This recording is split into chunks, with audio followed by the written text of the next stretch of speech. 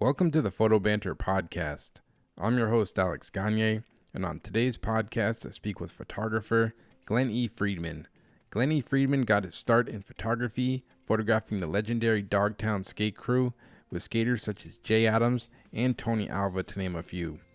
Glen is also well known for his photographs of punk rock groups such as Fugazi, Minor Threat, Suicidal Tendencies, and Bad Brains. Beyond Glen's photographs of skateboarding and punk rock culture, Glen is well known for his photographs of legendary hip-hop artists such as the Beastie Boys, Run DMC, LL Cool J, and Public Enemy, to name a few. Glen's work has been published and exhibited extensively, and he has published several books of his work, including titles such as My Rules, Fuck You Heroes, Together Forever, and The Idealist, to name a few. Glen is someone whose work I grew up looking at as a young skateboarder, and I've always appreciated his enthusiasm and passion he brings to his work. So I was really excited to get a chance to speak with him about his journey with photography. So I hope you enjoy, and thanks so much for listening.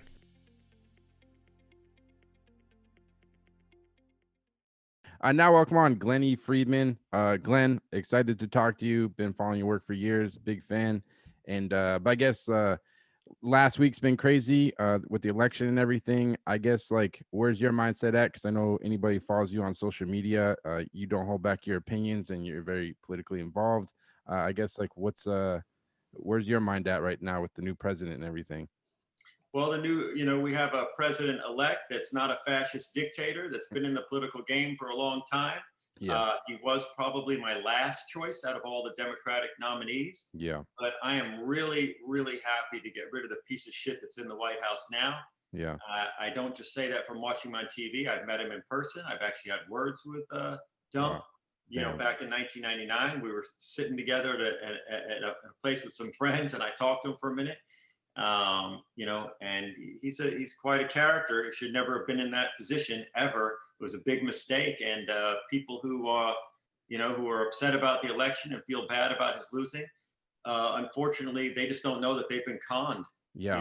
He's a con man, and he tricked them to believing that he would do anything. Yeah. He said, when he got elected, we thought, well, I got a young kid. I had to convince him that it wasn't the end of the world because he said he was going to rebuild the infrastructure and give people jobs. He never did that, of course. Unfortunately, we hoped that he would. Said he'd give us a new health care plan that would be better and cheaper than what we already have. Not even an inch towards that. And it's been 4 years, not even a mention of it. So he's completely full of shit. He's always been full of shit. Anyone who lives in New York knows he's been full of shit the whole time. And I feel sorry for people who don't understand that the guy was a con man and he tricked them and he hoodwinked them. And I feel bad for those people. Really, I do. And I feel bad for the country because all he did was deregulate a lot of industries that hurt families and hurt individuals and hurt the environment. And if you really don't understand that and you think that he's keeping your taxes low and something like that, you just really don't know what the fuck is going on. And you want to call me a commie or a pinko or a Marxist or whatever. I'd rather be that than live under a fascist. I think the problem with this country is that most people, they don't know the difference between a fascist and a socialist. And we're not near a socialist country at all. Although, if you like your Social Security, if you like your public schools, if you like your public parks, if you like your traffic lights, if you like roads, the fire department, these are all social ideals. Socialism just means for people, for life, as opposed to capitalist is for capital, for money. What is a better way to rule or to guide your ideals for a society? Do you want to base it on money, or do you want to base it on social ideals? I think that's the big thing that's going to happen now is an education of the public, because people, they say, if you don't remember your history, you're damned to repeat it. And we came really close with Dump. He was a wannabe dictator. Much like Hitler, he wasn't a smart man. Neither was Hitler. People say in hindsight, oh, he was a genius and how he devised this plan. He wasn't a genius. He was a fucking idiot at the same time that Dump is. They just were men who knew how to con people and blame other people for their problems and try and build themselves up. I mean, it's the clearest, case of narcissism that, as an example of that, and all politicians are narcissists to some degree, to think that they can Definitely. rule and lead Yeah, other yeah, yeah. people. But this Totally. guy was an extreme, and everyone was celebrating on the streets, as you noted in our talk before, Mm-hmm. before we got on the air here. Yeah. And it was very nice to see everyone happy. I have to say, I've been in New York since January, almost a year now, without leaving the city. I haven't been anywhere at all. I've been, and I was in lockdown like everyone else, and I was doing podcasts and Yeah. live streams on the Instagram and stuff like that. And it was okay in the beginning, but then, but I think people were really depressed because because the political situation in the world, and they see this guy continually lying. And for people who don't believe that their hero, if he was their hero, Dump, was not continually lying, Yeah. I feel bad for them. They're just so sadly misinformed. I mean, the mainstream media definitely has its faults, but it's not lies all the time, No. and he lies all the time. Whenever something doesn't go his way, all he would do was lie. And Well, he learned everyone. very well. Let me just say, he learned Yeah. very well from Ronald Reagan. You repeat the lie often enough, Yeah. and it becomes truth. People believe it, and that's all he did. He's a really corny, really shitty con man, and everyone who knows him in New York since he started in business here all knows he's a con man. Yeah. And the only people who voted for him are either ignorant or greedy Mm-hmm. or racist. Yep. And it's really, really sad how racist this country has, how it happened when Reagan came into office too. They made it okay to be a racist again for a little while. And you just see that come out of people. The hate that people have. And it's only that's ignorance too. People are racist and prejudiced because they don't know people of other races, or they've had one or two bad experiences with people with other races, or they read some inflammatory news, or Fox News tries to scare them into doing something. I mean, Fox, in my opinion, the First Amendment is one thing, but to scare people to death and to lie continually, if anything is fake news, it's Fox News, and that's really obvious to anyone with a fucking brain. Mm-hmm. And I am not that smart of a guy, but unfortunately, I'm smarter than most people out there. And that's unfortunate, because I don't want to be the smartest guy. I'm an artist. I'm not that guy, but God darn it, man. It's kind of incredible how fucking stupid people are. And I didn't believe, Bill Maher always used to say that half the country is a bunch of idiots. And I didn't believe that. I'm an idealist. Yep. I believe in people, and I believe in the good of people, and I believe that most people are good. But boy, during this presidency, we saw a lot of fucking ugly coming out of people. And it's just kind of remarkable to me how, I mean, I like that one meme that you would read, and not all Trump supporters are racist. They aren't all racist. I know some Trump supporters, and I think they're fucking idiots, but I know them and they're friends, and they're still my friends. But not all Trump supporters are racist, but all racists are Trump supporters. True. That fucking tells you something. That tells you something. And you know what? I don't want to have to speak about his name ever again. I hope none of us do. He needs to go to jail for all his fucking crimes. They talked about locking up Hillary on all this fake bullshit. This guy's got real fucking crimes. You talk about lock him up, boy, this whole country was chanting lock him up this weekend when the Democrats won the election. And I also made it a big deal. A lot of people think they're too cool to vote, or they want to tear down the system by not participating in it and all that stuff. Fuck you. You're an elitist. People suffer.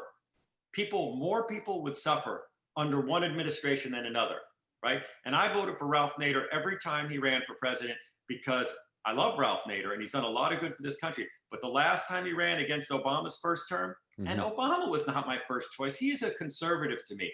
The way these people talk about, Barack Obama was a socialist or a communist, I wish he was that. How's that? I wish he was that, because he wasn't. He is a neoliberal, which is not even a liberal, by the way, people. He was a neoliberal, which is someone who cares more about business. Okay. And that is a very Republican thing. They call it in Europe, they look at Ronald Reagan was a neoliberal. Okay. They put people over profits, and they think that business is the way to solve all our problems. I believe in people. I don't believe that business could solve all of our problems. I believe in the good of man and in humans, and we have the answers. The business doesn't. Okay. We need to get money out of politics. So it's not all about who raises the most money. We need to get people to believe in people again, not just fucking profits. But it's such a desperate situation in this capitalist system.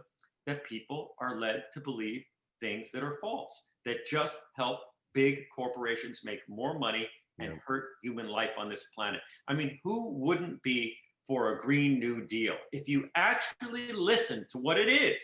Don't just get scared by Fox News and them saying it's, Marxist AOC and all this stuff. First of all, AOC is not a Marxist. She is a social democrat, which has a very long, very healthy tradition in this world and in the United States. But we're so scared since McCarthyism, since any of us were born, from about Marxism and communism and socialism, that people just, it's ridiculous. It's just, people need to be educated. That's all they really need. And, we need to care about each other. And if you hear a politician saying that they care about people Mm-hmm.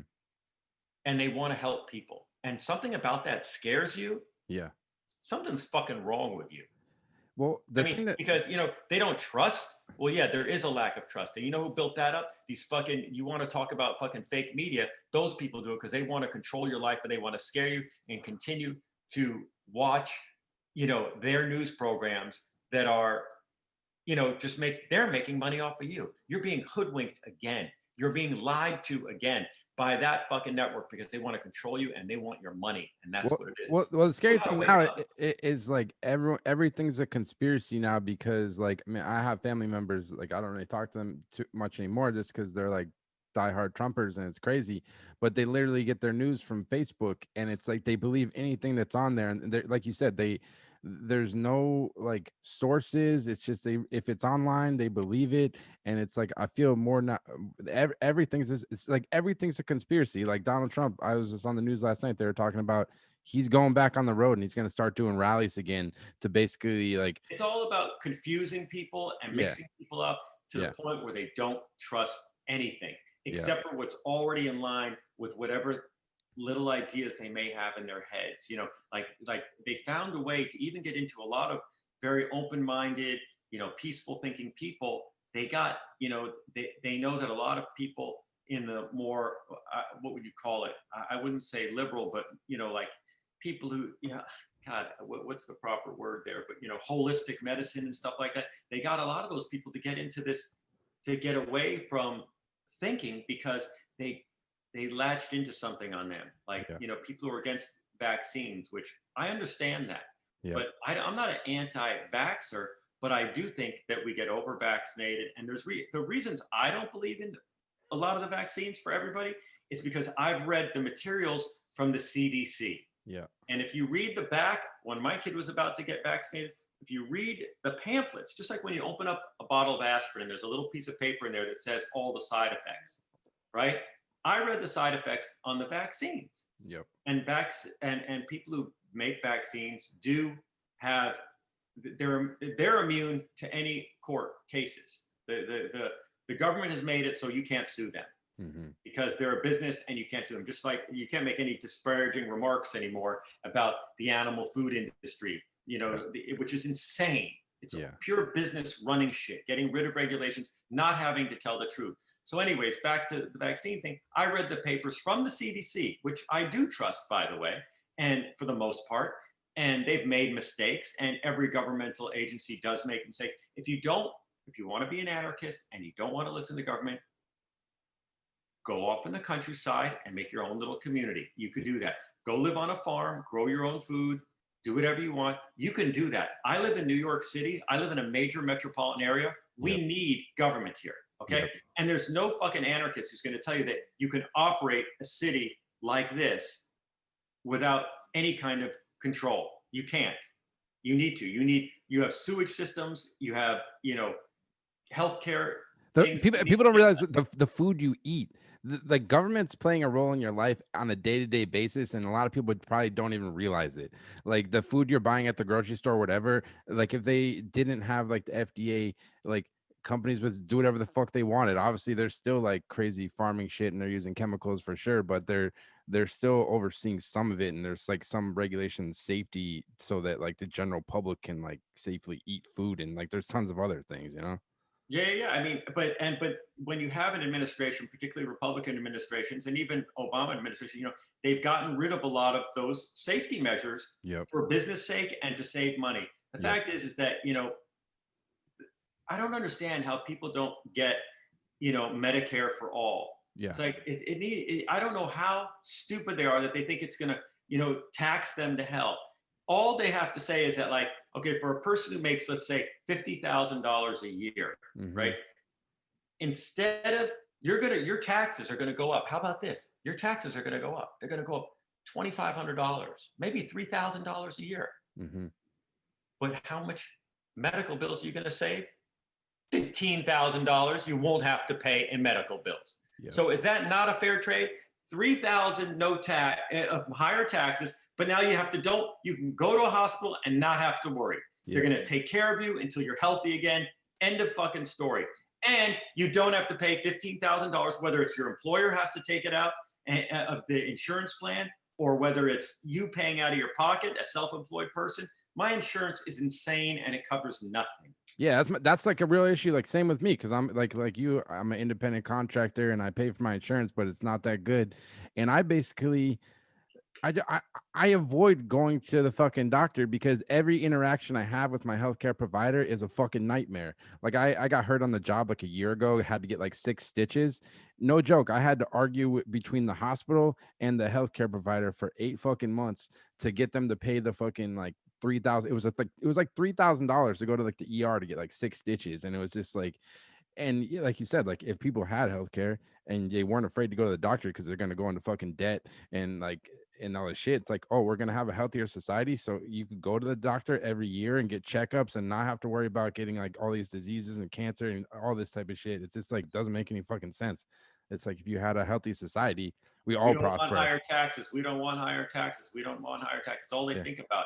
yeah. And it's like, taxes used to be a lot more for a lot of people, and certainly for the wealthy people in this country. Mm, They are not paying their fair share, because those people would not be so wealthy if it wasn't for the workers. yep. Okay. So it is their obligation to pay more and to pay a bigger share, not the Hmm. same share. Who the Yep. fuck deserves to make $100 million or more in a year? Who deserves to make more than $1 million in a year? I don't care how fucking great you are. It's like, Yep. okay, but they're not even talking about that. People like Bernie were talking about taxing people who make like $5 million a year or more Yep. higher. Yep. Why the fuck do you care about that if you're earning $30,000, $80,000, $120,000 a year? Why do you give a shit if they're fucking taxed? Because you think you're going to be one of those people earning Yeah. $5 million a year or more? That's just insane. You People, know it's just they say because it's what they've been taught from yeah. fucking Fox News, because those people are protecting their own paychecks. You And got that's why they're convincing you that you need to do it and your taxes are going to go up. Your taxes aren't going to go up. Do you know what? My taxes, and I am not in a high tax bracket at all. I am a very middle class wage earner, and my taxes have gone up yeah. under Trump. Yeah. More than any other time in my life, I'm paying higher taxes than ever. How the fuck is that? I'm a middle class wage earner. And how does that happen? That's fucking insane. So fuck him. Fuck him and the horse he came in on, and fuck fucking Mitch McConnell and Lindsey Graham, those pieces of shit. They Yeah. got no integrity. They got nothing. All they do is hate black people. Yeah. They're fucking racist pieces of shit, and they don't care. They didn't give Obama a fuck, and Obama is conservative. As far as I'm concerned, he was more conservative than Ronald Reagan. They don't fucking realize that. He did a couple of social programs to help some people, but business-wise, he did things, as did Bill Clinton, that are more conservative than Ronald Reagan couldn't get away with the shit that they were doing for businesses, the pro-business stuff. So those guys are just fucking greedy. They're just pushing and pushing and pushing to get everything they can, to have no regulation. Really, they want a libertarian, laissez-faire fucking economy where it's social Darwinism, where fucking only the strongest survive and the rest go down. They want like a fucking caste system where you got fucking the workers and the elite, and that's it. And if you fucking continue voting for fucking Republicans, that's what you're going to get. You're going to be permanently lower classes, no middle class, and a small elite upper class.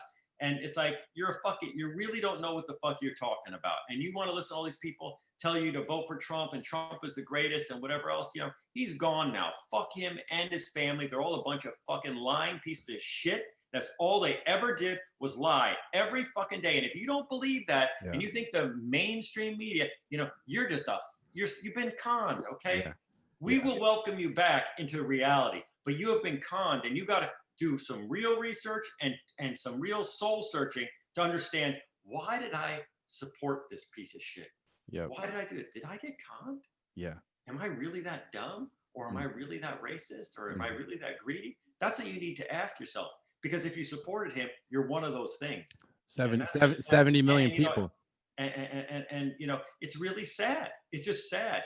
And, you know, and out of those 70 million, I'm sure maybe 2 million knew exactly, maybe more, maybe half of them knew exactly what they were doing. They're racist or they're just greedy, Yeah. right? And the other half are just fucking ignorant motherfuckers. And you could just tell by when they get interviewed, by when people talk to them, when they ask them questions, the most basic questions about anything, and they really don't have any idea what they're talking about. And that is sad. That Yeah. is really sad because they're just being conned and they're being tricked and they're just being pushed down a road that they don't know. It's against their own best interest. How do they not get it? It's a lack of education. And that's partially to blame the Republicans too, because they've been destroying the public schools since the 1970s because people in the suburbs wanted to pay less taxes and send their kids to their own private schools. And so they don't care about the public schools. And that's part of the reason people are so stupid. But more than that, Fox News, they play on people's fears. Mm. Let me tell you something. You have never seen a fucking anti-fascist, other than in World War II, right, have a gun in this country. Yeah. Anti-fascists punch fascists in the face.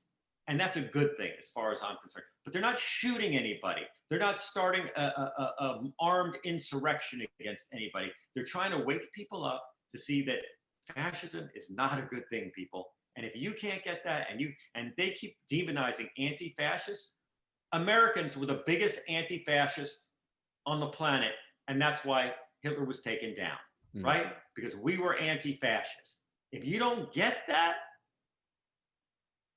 you don't, you know, you're not educated, and it's sad. It was crazy. And they tell them they're gonna, and they say that Black Lives Matter is gonna go and burn down. That they have that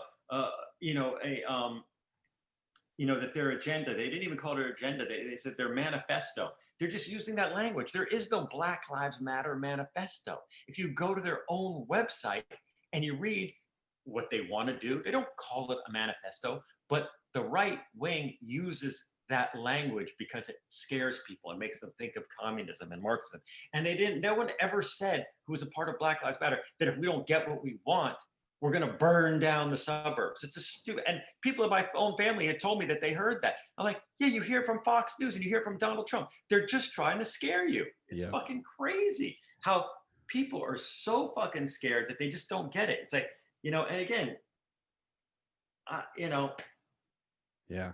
I'm just blown away by the ignorance in this country and the greed and the ignorance. The racism I can't even understand that, but the greed and the ignorance is just mind-boggling. I didn't realize it was that bad.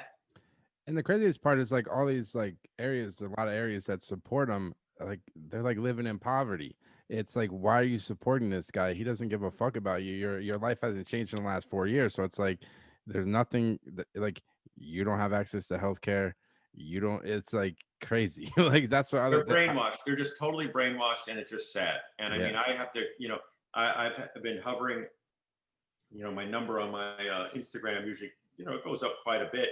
And it's been it went down, quite a bit in the last, not quite a bit, less than 1/10%. But I mean, it's just surprising to see how many people I have to delete because they start spouting some stupid shit on there that's just like totally wrong, totally misguided, and usually hateful. Will you engage with them?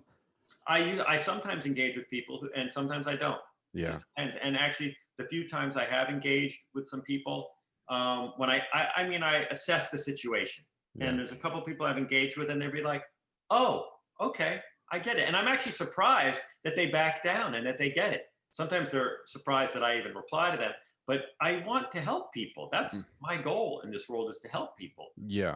And to inspire people to great things and to goodness and to seeing, to making the world a better place, And so I do engage sometimes, but oftentimes I don't. When someone is just using, their false facts and whatever else, and just spewing hate and negativity and, and trying to bring up, bad stuff about,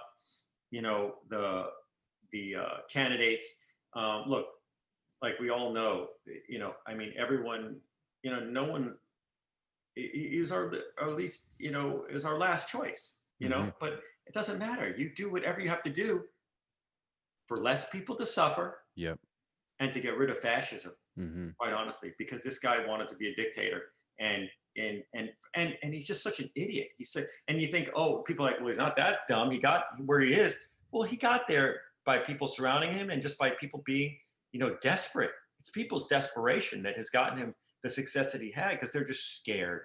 And Yeah, that's what people this are. guy Yeah, people. does. People They are. scare people. You understand? That's what Fox News does, and that's what a lot of you know a lot of media is based on scaring people because they want to keep them enthralled and excited and interested. Um, you got to be careful of that stuff. And all the media is left and right wing is guilty of that. But it is a false equivalency to compare the lies of the right to the excitement of the left. The left sometimes goes a little overboard. In the media, I'm saying in the TV media, they get a little sensationalistic sometimes, but they're not straight up lying to you, Mm-hmm. and they're not trying to, and so there's a difference. I personally watch less than 1 hour of news coverage a month. What do you? I was interested in getting your opinion with social media, because in the grand scheme of things, social media is still a very new thing. It's a very new technology, and the argument is now because we've seen it, like Twitter is starting to censor certain people, Facebook not as much. They seem like they kind of let stuff fly a little bit more. Like, what role do you think should the government be involved in, like, regulating these social media platforms, and like what role, because these platforms, it's where billions of people like go on these things daily, and that's where they get their news from. Probably a lot of times that more people get their news from social media than they do from like some traditional news channel. Like, how do you kind of view the censorship aspect of it? um, well, there used to be a time when you were against censorship, when everyone was against censorship. Mm-hmm. But just like the First Amendment, it says, you're free to say whatever you want to say until it endangers people's lives. Yep. You can't endanger people. And that's what they're doing. Mm-hmm. And I quit Facebook when they said that that they would allow political advertisements, even if they contained falsehoods, lies. And when they said that and they wouldn't back down from that, I quit. Yeah. That's it. And I don't miss it at all. Honestly, I used Facebook. I didn't use it for my photography. I used Facebook just to be around my 100 friends that I had on there and share pictures of our kids and say hello and see how people are doing. That's what I used Facebook for. Yep. But people obviously, and especially during COVID, I think that a lot of the country got really fucked up. I think that Trump would have even lost by more if we didn't have COVID. People, I mean, probably not, because people are just not that smart. But I think that people, were locked in their homes and they were watching YouTube way more often than they usually do. They were watching their social media way more often than they normally do because they're working from home and they're stuck in their houses, and no one could explain this COVID thing to a lot of people. Some Yep. people, some of us understand and Yep. what it was and how it's possible and how this has been predicted for a long time, but other people just they don't want to believe it, so they listen to videos from charlatans who all they do is sell books after you watch them or sell you products of some kind. They all say, "Oh, I'm being taken down. My truth is so big that we're being, censored, and they don't like us telling the truth." They're a bunch of fucking charlatans. They're selling their books to you, or they're selling some wares, or even their own popularity. Yeah. And it's just fucking foul. It's just sad, and that's how, that's just people trying to survive in a capitalist economy. I get it. It's not easy. It's hard. But the way people shamelessly lie and cheat and steal and trick people. Yep. The con is in full effect in 2020, and it has been for a long time. But with people locked in their homes, people are much more desperate, and people are preying on desperate people and their ideas. And it's just really sad to me, and it's really unfortunate. And some of it is very, if you're at home for 3 months and you're out of work, you're desperate. I think fuck Facebook, fuck Twitter. Yep. And even though Instagram is owned by those things, Instagram, I feel as though it's not as easy to get across the lies unless you follow the people. Not as much as getting into your feed.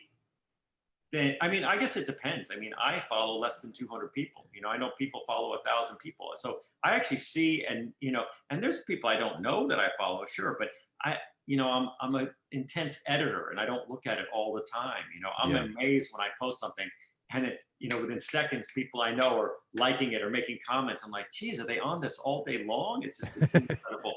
Um, but I think that Instagram, and I was late to Instagram. I didn't want to get on it for a long time because I couldn't imagine you could see my work this Picture, yeah. big. That big. And now that you could zoom in on it and stuff, it's right when I got on this, right when you were able to zoom in, and Hmm. people out at Pilgrim Surf Shop, out there in Brooklyn, really finally got me to do it. I mean, they tried getting me to do it at my show in London.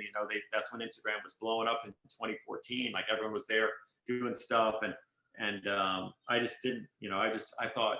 I thought it was really destroying the fabric of the world. That people. I mean, first you get Facebook, people are telling their stories. Then you go to, and then there's Twitter, and it's like, okay, you have 120 characters or whatever it was. I'm like, okay, they really don't want people to talk. And now Instagram, all of a sudden, it's like no words. It's just pictures. It's like people are, do you see the dumbing down of the world? Like, but then in the end, I was convinced, but really a picture could be 1,000 words. And then you were able to make longer captions.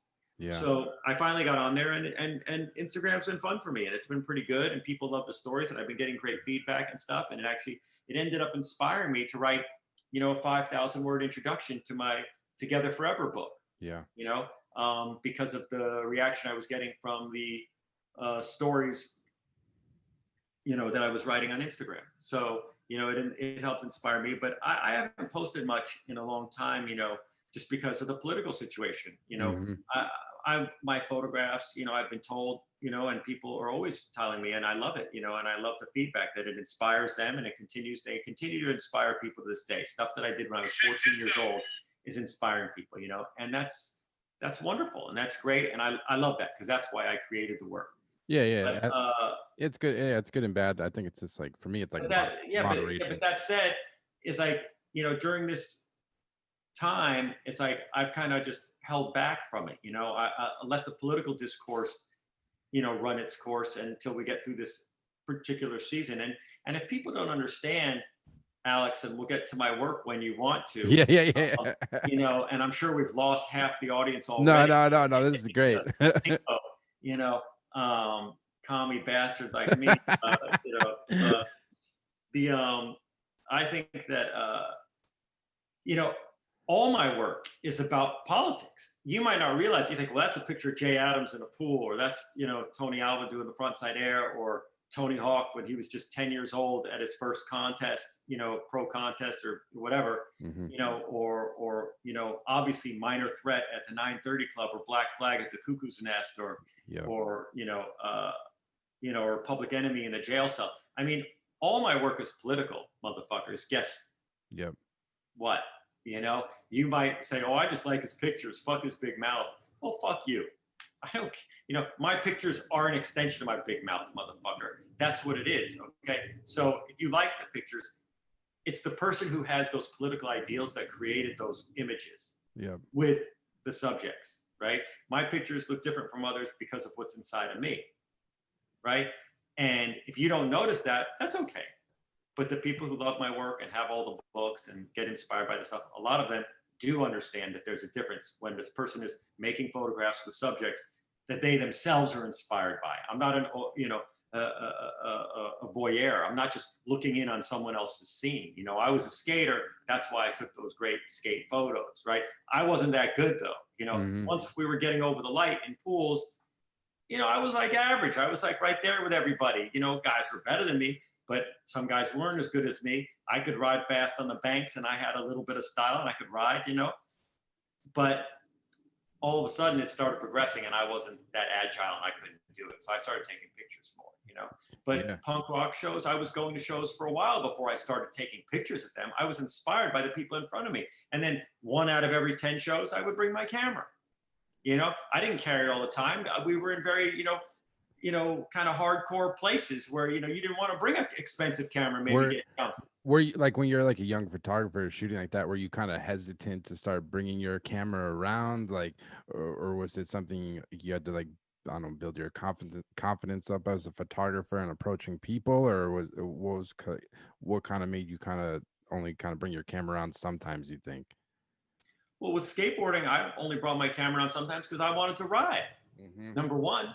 Number two, you know, when I started to bring a camera around at Kenter and at Paul Revere, I just had a little pocket camera, which funny enough it's almost like the size of a phone now, right? But it was even thicker, and I would put it in my back pocket or in my shirt pocket or, you know, and carry my little pocket Instamatic and took photos with that. And you know, I could still skate at the same time. And then all of a sudden, you know, I was getting these pictures back that I was even taking on an Instamatic. To explain an Instamatic to a young person, you know, I don't even know how to do it. They took really shitty photos. But I mean, what you did was what mattered. But the camera itself couldn't even focus. You had no focus. It had a fixed lens. You know, these iPhones, they fucking focus. They you know, they make a difference. You know, you could zoom in and out. The Pocket Instamatic was like a light box. It's like the light comes in, it exposes the film, and you have to be right where you want to be. And the shutter speed is very slow. It's like a 60th of a second. You had to capture things in a particular way. You had to compose things in a particular way that they would look good. And I started taking these pictures with the Pocket Instamatic, and they were coming out pretty good. And I was getting a feeling with them. So I would bring my camera because I took photography 1 at Paul Revere. You know, and I took photography 1 and I took some photos and I got some pretty good shots, you know, and they were good enough where I was thinking, wow, you know, I'm looking at this at Skateboarder magazine and Craig Stesik's work and Warren Bolster's work that was very inspiring, but I'm thinking to myself, I'm seeing shit better than that. I could do better than that maybe. And I was 14. I'm like, and one day I found a pool that I only knew about, you know, in a backyard where there was construction going on, remodeling in a house where no one was there. Some friend of mine told me about it. And I invited Jay Adams and Paul Constantino. And we went up, and I knew them from the schoolyard. And everyone wanted, pool riding was just jumping off. People were like, any good pool that we could find that's empty, we're going. And it was really, if you found a pool, you were king for the day. How are you guys finding pools? Were you just kind of like scoping through neighborhoods and just kind of peeking over fences, or like how do you kind of find all these pools? Well, sometimes you would find it because someone would be working on a construction site, or you would see that there would be a house going on. But the real trick, the real easy telltale, is you see a fucking hose going out in the street pouring gallons and gallons of water. You know, someone's emptying their pool to clean it. Or someone's emptying their pool to repair it. And when you see that big flow of water coming down the street, and there's a lot of pools in the neighborhood, you know as a skater what's going on. It's just like skaters now look at curbs and look at places and walls and different things to ride. If you saw a blue hose coming out a driveway, all right, time to shred. you know that it was time to look over that fence and see if that shit was skatable. Or a friend of a friend had someone who knew, you know, a friend's house that was abandoned, or they were doing construction or whatever. And that's how you would find a pool. So anyways, I brought those guys to the pool. I took photos that day. I made some nice compositions. It was my first time, you know, I was shooting with a borrowed camera, a 35mm camera. I'd actually had one before that, but it got stolen before I don't even know what happened. It just disappeared. I never even shot more than a roll of film with it. And that was 6 months earlier. And then I borrowed a camera from a friend's father or uncle or something like that. And with the widest angle lens he had, which was only like a 28 or a 35 or a 42 or something like that. But I had this borrowed camera that I can't believe he let me borrow it. And when you think back about it, and I made pictures with Jay Adams and PC. And, you know, my foot is in the foreground of some of the photos. You know, I'm 14 years old. The composition isn't perfect, but I got some good shots. And Stacy Peralta, you know, who knew me from the schoolyard since I was 12, I showed him to him, and I showed him to Stesik, not even knowing who Stesik was, just this old man on the bank. Sitting there at Kenner one day, and they're just like, yeah, these are good. You should send them down to the magazine. You should send them down to Bolster. You know, and they told me what to do. And I looked at you read the masthead in the front of the magazine, and it says, you know, we accept unsolicited contributions, but we won't return them, necessarily. We can't guarantee that they're being returned. And I'm like, my photos are too good. I can't just send them and not get them returned. So I called up, I lowered my voice. I've told the story many times, and I pretended that I was older. And I called and asked to speak to the editor. And I spoke to Warren Bolster or whoever, or maybe Paul Haven, whoever was art directing at the time. I don't remember. I think it was Bolster. And I said, look, I've got these pictures of Jay Adams, and I'm going to send them down. Because, you know, you couldn't send digital files. You had to send the film. Yep. You couldn't even send prints because they were color slides. And I had some print, and I sent and negatives because they had to print them themselves there at the time, So I had to send all my originals in an envelope down there, and there was no FedEx. Nah. You sent it in a regular envelope in regular mail, and they promised me, don't worry, we'll take care of them and we'll get them back to you. I told them who I knew, who I was shooting, and they said, great. So, I sent them down to them, and things didn't move fast back then, And I don't know whether it was a month later. It was actually probably a couple months later.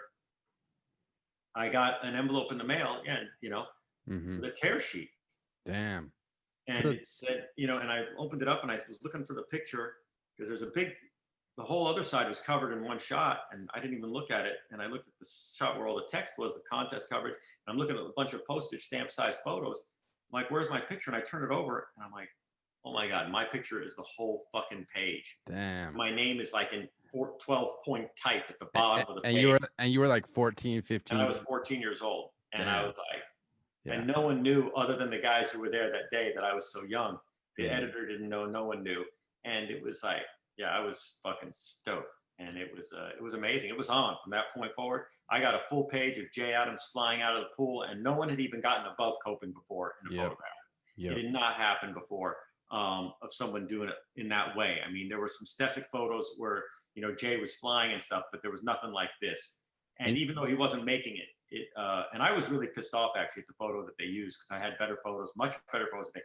But Bolster had the vision to think like there was a lot of attitude in the shot, and just the fact that he was getting above the coping, people weren't really used to seeing that, and it inspired people to think in a different way. And that was the genius of Warren Bolster, to know that photo. And quite honestly, that's your subscription ad. I mean, that's like one of the most important photos in the magazine because they want to sell subscriptions. The cover is a different story. You want to sell magazines, but the cover has to speak to certain commercial aspects of the sport and make everyone happy. You got to be wearing safety equipment and all these different things to make the cover back then. Most of the time, not all the time. But this photo, spoke to people, and it was a subscription ad, and it was great. Yeah, I was really very happy about that. Like, what did your parents think of like your like photography early on? Like, were they like supportive of it, or like did they really care? Or, like, what do you kind of like growing up? My parents were doing their own thing. Yeah. They had no idea what I was doing. Yeah. I mean, my dad and my mom were supportive, but not really, because they didn't know what the fuck I was doing. They kind of were just in awe. Every month when I would show them a magazine, there'd be a picture in there. They just like, I don't think they even got it. Yeah. They're like, how's this even happening? How is this kid doing this? I don't know. It's just like, it was kind of weird. I was very independent, to be honest. Yeah, I was gonna ask you. I had a lot of hustle and a lot of heart. That's what I was gonna ask you, man. Like, cause like researching this and watching a lot of interviews you've done, like you have like a lot of confidence and you're not afraid to say what's on your mind. Like, have you always just even been like that as a kid? And like, where does that like confidence and like this like not being afraid to like speak your mind come from, you think? I think it's because I have a passion for justice. And honestly, I mean, I grew up, I was born in 1962. I was in elementary school when Martin Luther King was shot. I grew up with all races of people. My best friends were, always very mixed ethnicities. Yep. I always got along with most everybody I was around to some degree. But I was always an outsider too, because I moved a lot as a kid. I started in New Jersey, right across from New York City, in Englewood, which they say is one of the first fully integrated school systems in the country. Which I didn't know that back then. I learned it later when Gary Harris, may he rest in peace, wrote the afterword in my Rules book. His mom was a teacher in that same system, and he told me, yeah, you were part of a great experiment, and so was he. He was 2 years older than me, and he went to the same school, and we knew some of the same kids, but we didn't meet until we were in our 20s in the hip hop era. But he told, I grew up during a very incredible time, and I was just inspired by what was going on around me. I was politicized since I was a little kid. I didn't want to go to the Vietnam War, and I supported McGovern in, 72. I supported Humphrey in 68 because we were against Nixon, because we knew he was, a warmonger, a hawk. Who the fuck wants to go to war except for a fucking idiot, you know? Yeah. But I was very inspired by, obviously, as a little kid, you know, the hippie generation and all that, and you know, and just justice and peace. You know, a peace sign was something that we grew up with, right? Mm. So I think that inspired me, and I always just thought it was important. And I think being an outsider as a kid, moving around from New Jersey to California and switching schools, I never went to the same school for more than 2 or 3 years in my life. So I was never really someone who, you know, fit in with anybody. And I think it gave me that a little bit of that outsider perspective, but also a sympathy and a compassion and empathy for outsiders. You know, because the people I would become were usually nerds or outcasts, you know, that not everyone else necessarily liked. I mean, maybe in high school, you know, there were a couple of kids that I was, you know, cooler kids that I was friendly with. Mm-hmm. And because by high school I was already published and people kind of were knowing who I was and stuff like that a little bit. And I was, you know, and I moved back to New York, and, you know, and I was the California kid in the school and all this stuff. And I had, you know, so I had a little bit of popularity, but not really. You know, I never had really good grades or anything like that. And I wasn't an athlete. Mm-hmm. You know, I was always a, you know, tall, skinny kid.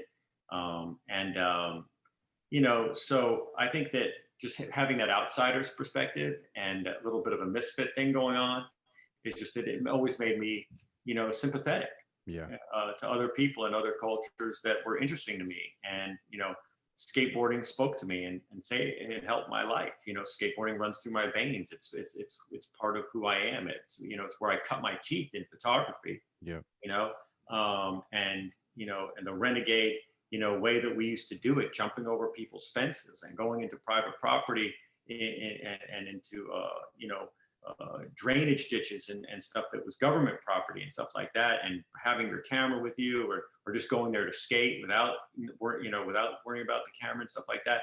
You know, you really, you know, there's a, you know, you learn to live life a certain way. And then, of course, my mother was a very creative person and had a very, very strong aesthetic. So, you know, and a real perfectionist, I have to say, and it drove me with my art. You know, I rarely considered myself a photographer. You know, I always thought, you know, it was more of an art thing for me, you know, and I hate the name, you know, being, you know, an artist. It sounds so, you know, elitist or whatever. It sounds, you know, whatever, but it's, but I am an artist. That's what I am. I'm a creator, really, is what I am. And, art, you know, I've always had a very strong aesthetic and a way of thinking about things. And as I got older and I would cooperate and work with other people, I think getting to my attitude, it's like, look, I grew up in skateboarding when we started getting popular, my work started getting published. The guys who I was hanging out with were fucking from a very rough side of town, and I was from the nice side of town. They toughened me up. I had to be tough to hang out with them, you know? And, you know, that was the Dogtown crew, right? And I got bullied and harassed, but I was respected, you know, because my work was my work, right? Yeah. And, you know, and by the time punk rock came along, most of the guys who were involved in punk rock knew who I was because they were all skaters. Yeah. So I was respected on that level. And I got in, and I was a punk rocker, and I, you know, I was into the punk music, and the whole lifestyle and the music, you know, kept me alive, you know, as did most music. You know, music is very important in my life. So I think that, you know, the subjects and the subject matter is my life. And so that's why the photographs speak to people. And I think, and the aesthetic part of it, growing up, you know, around a creative parent and just creative people my whole life, you know, and the great art teachers that I had as a kid that inspired me, you know, and pushed me to continue doing what I did, even though I wouldn't do assignments in class. I mean, you know, you might have read, Alex, you know, I got a D in photography 1. You know, but 6 months later, I was published. Yeah. You know, I took the photo that got published 6 months after I got that D. I got the D because I didn't follow the assignments. I didn't do what was, you know, but I learned the basics of photography. And that's what I tell everyone. And I try to teach people, learn how to use your camera. That's all you got to do. Yep. Just learn how to use the equipment you have. And the less equipment you have, the better. Yep. Learn how to use that equipment to the best of its ability. And that's all you need to do. Because if you're good, it will come from inside you. It's not about the equipment. I still use Pentax cameras to this day. That's what I use. And I use film cameras. This day I don't shoot nearly as much, but I love using my Pentax K1000. I used back in the day before the K1000 was even made in I want to say 70 or maybe 80, 79, 80, 82, the K1000 came out. I had, you could look it up online while we're talking. I used like the KM.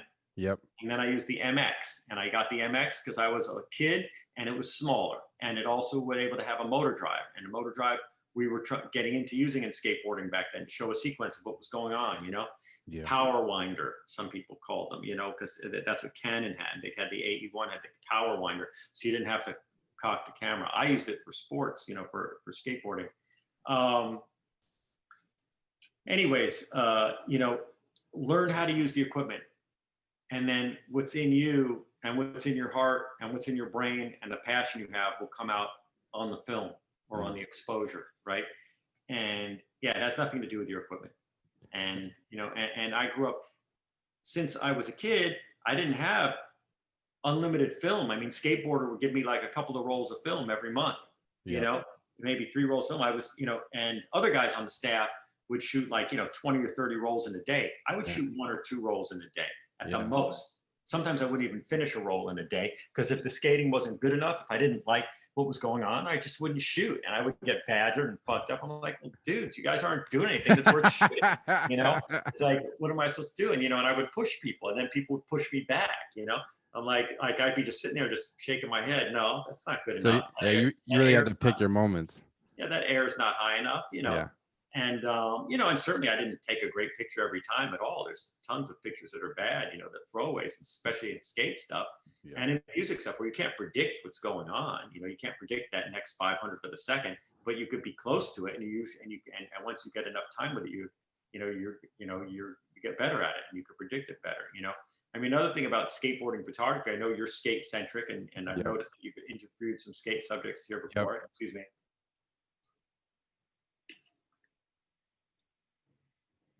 Is people should understand in any photography buff that, when, and a lot of people know my work because they see the fisheye and they think that that's my thing, and that's not my thing. I happen to use it, but if you notice, I don't use it in a, in a caricature type way. I don't use it as a as a novelty. Skateboarding photographers started with a fisheye lens because it came from surfing, right? Warren Bolster brought it to the pools eventually, but they used it in the water so you could see the environment and be close to the surfer. Yeah. So you could be in the wave, see the wave, and see the surfer coming at you, right? Yeah. And then it's the same thing for why I used it in the pools. It's like, it wasn't to like bend the picture. It wasn't to make it a caricature. It's so you could see the environment while being close to the subject. And that's what a fisheye is for. Yeah. To be able to get, or a wide angle, to get close and still see the environment that you're in. Now, sometimes you might use it for something goofy and this and that, but for people who use it as a novelty all the time, they're just losing the beauty of that lens, really. It's not a fucking novelty. Fisheye lens, ultra wide angle lens, it's not a novelty to me. It's how my eyes see. How about that? Our peripheral vision. We have a wide angle lens. I could see both my hands right now that this lens on the fucking iMac doesn't even see. Yeah. It's wide. That's how we see it. I see the whole room right now, but I'm focusing on you. And we all know as skateboarders that the environment, what we're riding is as important as what we're doing. Oh yeah, definitely.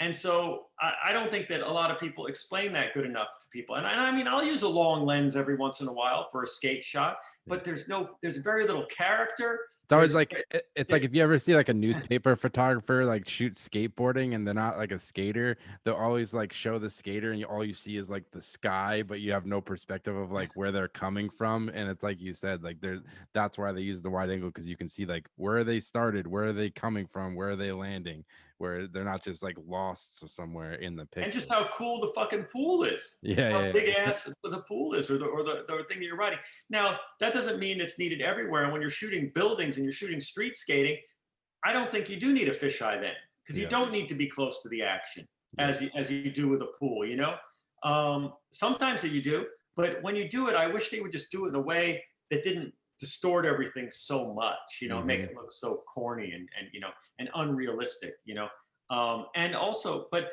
then, and I think it's really important. What a lot of people lack today, and not that you're asking, but I've said it before in skate photography, is character and style. You just don't see that stuff anymore. It's more mechanical, but skateboarding is more mechanical, right? Skateboarding is more tricks oriented. Back in the Dogtown days, we always used to say tricks are for kids. Yeah.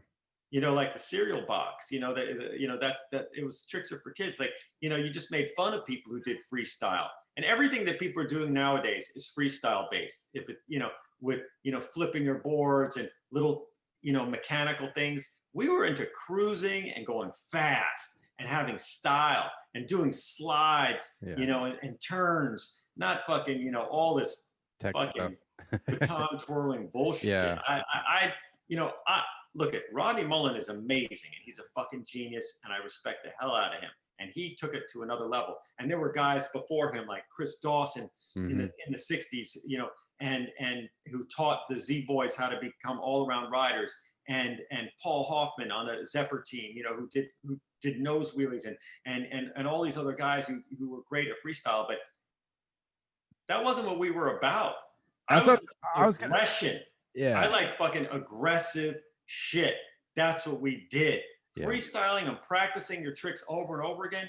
That is just not, it's skateboarding to youth today, and I get it. And that's cool. But it's, and I like watching it sometimes, but when you're falling 9 out of 10 times when you try a trick or more, it's like, there's something to that, and that's good because the youth has their own thing, but it's not how I grew up. And it's not what I'm interested in. I was going to ask you that because you have some really cool photos of Rodney Mullen, and I was curious, like, back then when Rodney Mullen was doing all that, like, freestyle stuff, like, did people respect him, or was it this kind of like, how did they kind of view him back then? Because like you're saying, like, you guys were more of this kind of this cruising around, shredding. So you couldn't help but respect Rodney Mullen. Okay. Yeah. He is on such another level. But did you think it was kind of corny and whack and, soft? Yeah, no one I knew cared about freestyle at all. And that was flat ground riding and doing tricks is freestyle. And we all thought that was corny as fuck, and it was soft, and we didn't like it. But when and we thought that way about most every freestyle rider. But when Rodney Mullen did his thing, from the time we first saw him when he was like 12, you were looking at that guy, he was a savant. Yeah. He was. He was a fucking savant. Yeah. He's like fucking Rain Man. He's doing something that no one else could do. And you're like, you just gotta watch him and be like, holy fuck, how did he even come up with those things? Where does he riding on one wheel? Yeah. Kicking the board around, riding on the side of the board. To me, it's like, and you could be a hater, and we work in a way like, well, it's a skateboard. You're supposed to roll on it, not just flip on it, Yeah. But that was our understanding of what it was. But again, Rodney Mullen, I think no matter what, no matter how much you hated freestyle, and I was a freestyle hater, you respected Rodney Mullen. Yeah, because the other guys, I had no respect for. I didn't care about any of those other guys. They were kooks to me. All those guys, I won't name their names. They own skateboard companies now. They were all kooks to me. They were all kooks to everyone. No one liked them. They were fucking their own. People just thought they were kooks. That's all they were. But you always had to respect Rodney. Yeah, he's a legend. He was just doing his own thing, and you got to respect it. Like, people clown on him. He's like, "Fuck you! I'm gonna do my thing. I like this shit." No one clowned on him because he was a little tiny guy who spoke in a very little tiny voice. Yeah. And we didn't know at the time what he was going through in his life. Yeah. But like I'm telling you, he was a savant in a way. And when you see him on his board, you could do nothing but respect him. Ever. Yeah. You could never hate on Rodney Mullen. As much as you could hate freestyle, you could not hate on that kid. Because he just did his thing. He just kept focused. I love it. And I'll tell you, I seen Rodney Mullen get a one wheeler in a pool too. He could ride. Oh, really? I'm not saying he was good, but he could ride vertical. Okay. He concentrated on what he did. And he's an amazing human being. I love him dearly. He is an incredible person. Mm-hmm. And as an adult. And he's changed so much. As you see my pictures of him, he's literally 12 or 13 or something. He's a real little guy. And my picture of him, if you have the My Rules book and you read his story, which I didn't even know about that day. I didn't even know until 5 years ago when I made the My Rules book, Rodney's story about the day we shot his cover for Thrasher.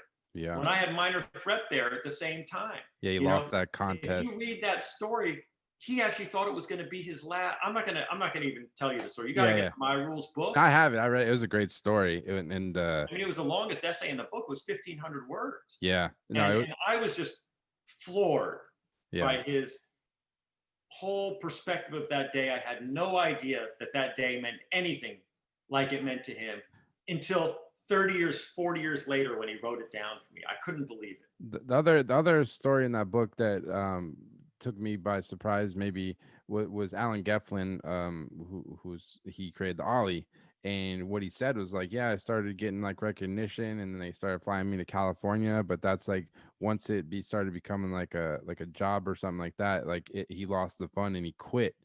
And I guess for you, did you kind of ever feel that way with photography at all? Like you obviously start with photography just out of your pure love of it and like creating imagery, but then at a certain point, like it does become like your career and that's how you make a living. Like, did you ever lose the passion once you have to like turn it into like balancing like your artistic and working with like commercial avenues, I guess? Well, I'm very lucky in this way. I have not had to do that Hmm. because I have never I just don't take jobs that I don't like. Yeah. And being a professional skateboarder was not a job Hmm. that Ollie liked, Yeah. and the way they were pushing him to do things, or even Jay Adams for that matter. They didn't like being pushed into doing things, doing demos and doing stuff that they didn't want to do, and it becoming all about contests. And I admire both those guys tremendously. And they're very different people, you Hmm. know. But yeah, I mean, when I was starting out, I never thought I was going to be a photographer. I did it because I loved it. I never even knew I was a photographer until when skateboarding and punk rock were almost done. I Yeah. still didn't consider myself a photographer. It was when I moved back to New York in 1985, 86, 87, when I got my own house, that apartment at that time, but I was still living here before I had my own place. You know, when I had to pay taxes for the first time, when I got out of college, Yeah. you know, but by the way, when I was growing up, you didn't have to pay taxes until if you were a full-time student. No Oh matter shit. how much money you earned, if you were a full-time student, you didn't have to pay taxes because most Damn. full-time students couldn't make that much. Yeah. So Yeah. that was really good. That was helpful to me, you know. And but once I moved to New York, I wasn't a student anymore, and I had to pay taxes. And I, you know, on my tax thing, it said photographer Hmm. slash artist slash producer Yeah. because I had already produced a record that was still making me royalties, you know. Shit. And you know, but what was the question again? Just like, did you ever like how Alan was just talking about once like he started with skateboarding and it was his love, but then once it Oh started to yeah. become Well, let me tell you. So I'm going to tell you that back even before I moved to New York, back in probably around 1980, when I was shooting punk rock bands Mhm. and beginning to make a little bit of money, and I did my first album cover and stuff. I, you know, my mom or someone suggested that I try working for a record company and get a real job. Yeah. You know, not just keep contributing freelance all the time. Hmm. And I tried doing like literally one job for Elektra Records. You know, someone knew someone and they got me a job to shoot a show. And it was just, it was something I didn't ever want to do. I shot like a country singer, you know, for some label. And it was at some country club, you know, country club meaning a country music club, you know, yeah, out and about, a famous place. I forget the name of it, but it's a very famous place where some punk bands played later. Hmm. But yeah, and you know, and I shot the Go-Go's for IRS Records. They hired me because they knew I did the Circle Jerks cover and they liked my stuff. And the Go-Go's were originally a punk band, you know, and I shot some stuff. And the photos, the funny thing is I learned, Alex, is that when I shot things that I didn't really like, the work was never as good. Yeah. Totally. I mean, now I can make stuff look good and I could wait for those moments. But when you feel what's in front of you, your work is going to be better, at least for me. I'm very connected to my work. Some people could just shoot anything and make it look good or make it look like their style. I need to be caring about what I'm shooting, you Hmm. know? And that's why my stuff, I think, you know, people relate to it as much as they do and they enjoy it and they appreciate it and they recognize that it's mine because there's some passion in my work and there's some heart and they could see, not always, and not everyone could see that, but a lot of people, you know, the best feedback I love when I read on Instagram, whatever else, like, you know, I know it's yours because I could see that you know it and you feel what's going on in the work. You know, you're not just Yeah. there shooting. I'm not just a shooter. I don't capture. Yeah. I compose and I create images with people and and that's what I do. And that You're might sound a little yeah. artsy Well, fartsy or whatever. I think it comes across you're a part of that community, being it skateboarding or the punk rock or whatever it may be. Like you're not just like showing up for a day. Like it's your life, and that's why I think any photographer's work I've always responded to is like whatever. If they shoot baseball and that's what they love, or if they shoot like some people love food or whatever, and it's like if you can tell they're really about it, like that's what kind of comes through. It's not just like they're not just trying to throw something out there and hope people like it. It's more because they're about that community, I guess. Yeah, I mean, and also with my stuff is that you could see that there's a closeness, Yeah. an access to the subjects because I'm interested in them that other people might not have. I mean, and quite literally with the wide angle lenses that I use most of the time, I'm very close to the people as I'm shooting them, Yeah. or in creating images with them and composing the images. Like I'm very close to them because of the wide angle. And that gives that intimacy, right? Mm-hmm. Yeah. And I'm a good editor. I don't fucking just put out shitty photos. I don't take that many shitty photos. I try and really, I care about this shit. I really want it to tell a story, that 500th of a second has to tell the story of the whole day or of a whole month or of a whole era. Yep. Depending on where the image is being published.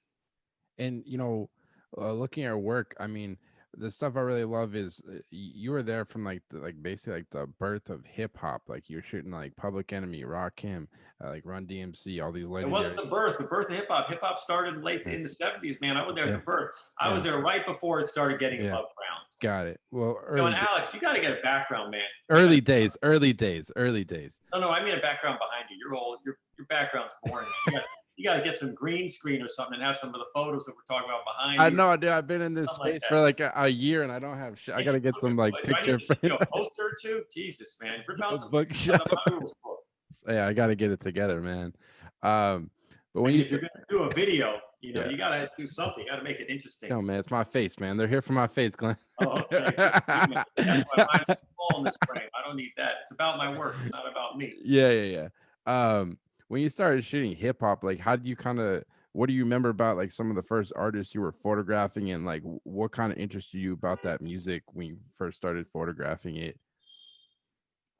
Well, the Beastie Boys were my entree into hip hop photography because they were a punk rock band. Mm-hmm. And I didn't really have a way to get into it without them.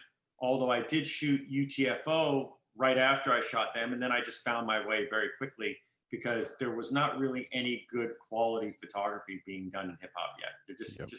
There were no photographers that were doing, really good work as far as I was concerned. There were some shooting, but most of the best stuff, and there was some good stuff, but most of the best stuff was all done in studios, right? And that to me was very, sterile. Yeah. And hip hop is not a sterile art form, So I was very disappointed in seeing that stuff, even though there was some character and some good shots taken in studios. But to me, it was just boring and not what the art was about. And it was mostly, and that's only when it was good quality, because there was poor quality stuff shot out on the streets. Yeah. And there's some, that's not always the case. There's some good early photography of hip hop, but it's very rare. Mm-hmm. Very, very rare. And there was not much of it. And I thought that it deserved better than what it was getting. And after I had done that wonderful, session with the Beasties while they were out in LA, when I was still out in LA, still a student at UCLA, and just finished, managing Suicidal Tendencies and producing their first record. And, was kind of not shooting Black Flag anymore because I didn't like the way the music was going. I didn't like the way the band was going and everything like that. And other punk stuff was just getting boring to me and generic. And the Beastie Boys come to town on the Madonna tour, and I knew them when they were a punk rock band, and they didn't know anyone else in LA. So I hung out with them and showed them around town, and we had a good time. And I loved hip hop. Was appealing to me because it was just different and new and very dynamic, and it seemed kind of fun and simple and clean. And I really appreciated that. Clean in the way it was produced and very, staccato and, just, I don't know, there was something about it that I really liked. Mm-hmm. Maybe the simplicity. And that my friends were doing it made it seem even more simple. And I did that session, and, when people back in New York got to see it, the guys who were managing the Beastie Boys at the time and producing the records, everyone loved it. And so whenever groups came out to LA, because I was still in college at UCLA, came out, I would we would do photo sessions with them, and my photos were like nothing they had ever seen before, and I was a photographer like they had never dealt with before. You know, I'm in people's face when I shoot. I'm friendly with them, and I talk to them, and depending on, and I have conversation while we're doing stuff, and not being with people like Run DMC for the first time, I'm like politicizing them as I'm shooting them. Yeah. I'm talking to them about stuff that you know. Excuse me 1 second. We got to take a quick break. Yeah, you're good. Sorry, Alex. Kid had you're good. At home schooling. It's a lot. You know, he's doing it on the computer, and then he's going out on a lunch break, which is crazy. But they're gonna go snoop for 10 minutes and get back to class. No worries.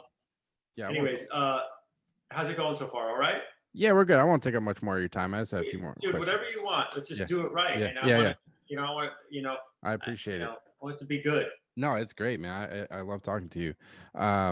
Yeah, we're just talking about like photographing hip hop and stuff. Cause like when you started photographing at that point, like were there many publications even like covering hip hop at all? And like who were kind of some of the first publications, I guess, that started covering hip hop, if they were? Well, when I first started shooting hip hop, there were no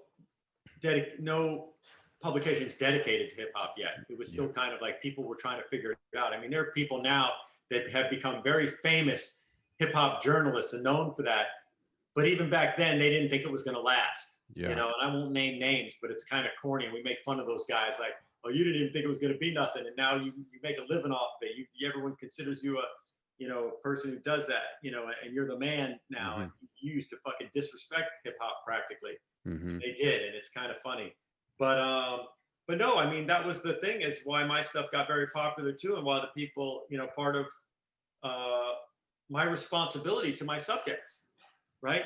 I always have had a responsibility to my subjects. I always wanted people to know about these things. I wanted to inspire other people. So when I started working with hip hop groups, I was getting there because of my roots in skateboarding and even in punk rock and music stuff that I was doing. I was getting hip hop into, relatively mainstream media that they never were going to get into. Yeah. I got, Run DMC on the cover of a rock magazine called BAM in Los Angeles. And it was a California music magazine. And I got Public Enemy reviewed in Thrasher.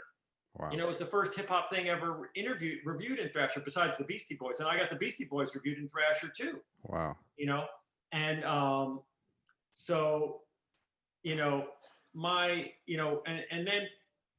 and then you eventually get it in Spin Magazine. We got the cover of Spin Magazine with the Beastie Boys, and then it began to spread. And then you had, years later, what was the magazine? A lot of magazines started popping up.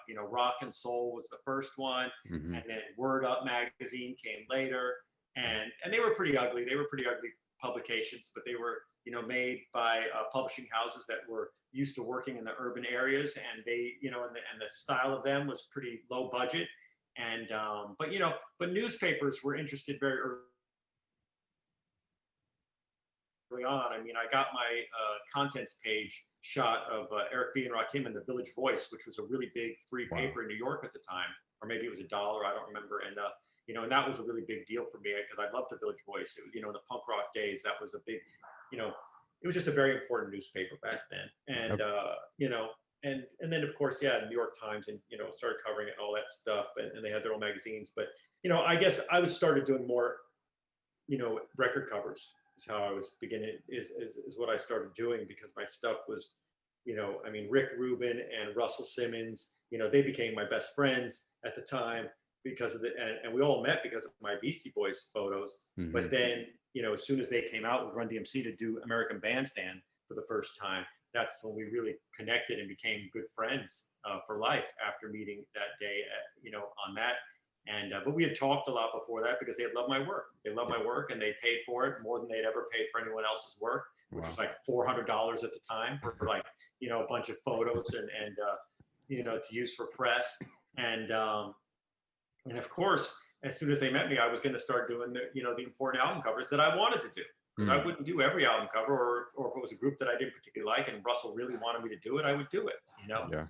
But I did Public Enemy's first 2 album covers, and I would have done, LL Cool J's first album cover and Beastie Boys' first album cover, Rick had ideas that he wanted. He just wanted graphic ideas. He didn't want pictures of the groups. Yeah. And I wasn't back in New York when those were done yet, so they just had studio stuff done, or one of the, on the LL was just studio stuff, and the radio on the one.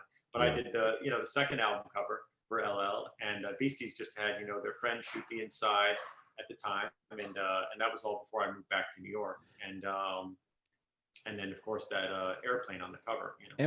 And would like the record labels or the artists themselves give you a lot of input on like how they wanted their album covers to look, or did you kind of have free reign to kind of approach it however you wanted to artistically, or what was Well, that? before I ever shot an album cover, I always ask people, even if people ask me to. Usually, it's artists that come to me, not the record label. Mm-hmm. I mean, with Def Jam, it was different because the label was artists. Rick Rubin was an artist. Russell Simmons was a businessman, but he was an artist too. But working with them was like working with an artist rather than a label, because it was run like an independent at the time. But usually it's the artist, and sometimes people have ideas, and sometimes I have the ideas after I listen to the stuff. I mean, I never would ever take a job or okay a job without hearing the music first. And if I didn't like it, I wouldn't do it. Yeah. In rare occasions, I would do that for friends. Mm-hmm. You know what I mean? Like a friend's band. I mean, I didn't want to shoot Slayer. I didn't want to shoot Orange Juice Jones. Both of those for Def Jam. Rick Rubin and Russell. It's because they were my friends and they really wanted me to do it. Yep. And they had confidence that I would do it the way they wanted. So I did. But most of the stuff, it's because I really loved what was going on and I would do it. And with the groups that would ask me to do their work or to work with me, I would talk with them at great length. I mean, Public Enemy's first album cover, I mean, I was hanging out with Chuck for a good year before we did that. And Chuck gave me a sketch and he told me the name of the album cover and what we wanted to do. And so it was very much Chuck's ideas with my vision and his sketches. Yo Bum Rush the Show, he wanted to take over the DJ at the party. That was the idea. They were coming into Yo Bum Rush. They were going to bum rush the show of hip hop. Yep. And that's what they did. And and that was his drawing. It's really great to have the sketch. I mean, and I made it look more raw and very basement. Rick Rubin had some input. He wanted me to just use some really shitty film, so it looked really grainy. He didn't even want me to use a 35 millimeter camera. He wanted me to use an Instamatic. Oh wow! And I said, I'm not going that far, but I'll make it look gritty enough. And that was one of those occasions where I really did work very closely, with the ideas and even with a sketch beforehand. I mean, someone like Slick Rick, it was completely my idea to put him on a rooftop and to have that beautiful setting and to call it the Great Adventures of Slick Rick was my idea. LL Cool J's Bigger and Deffer album, we just shot a lot of pictures.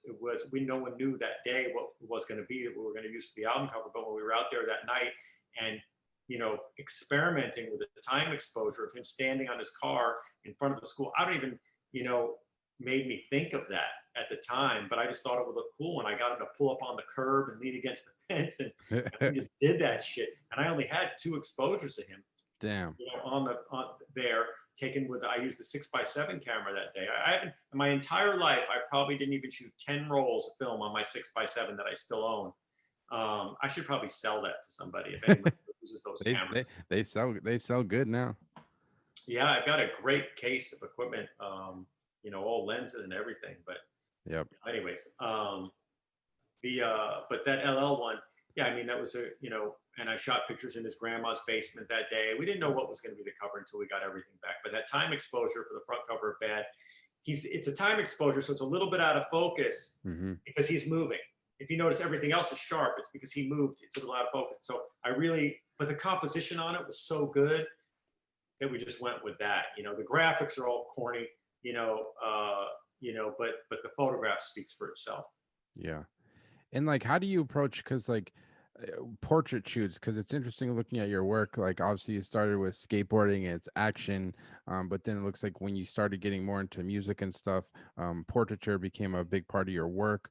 Like in your, like, how do you approach portraiture? Like, be it you're photographing the Beastie Boys or LL, like what's kind of your approach to portraiture? Do you work quickly? Do you kind of go into each of these shoots like and have an idea of like how you want to approach it, or what's kind of, I guess, your overall approach to portraiture? Well, most of the time I know the people that I'm shooting. Yeah. And I'm actually friendly with them. I shot LL the first time I shot him.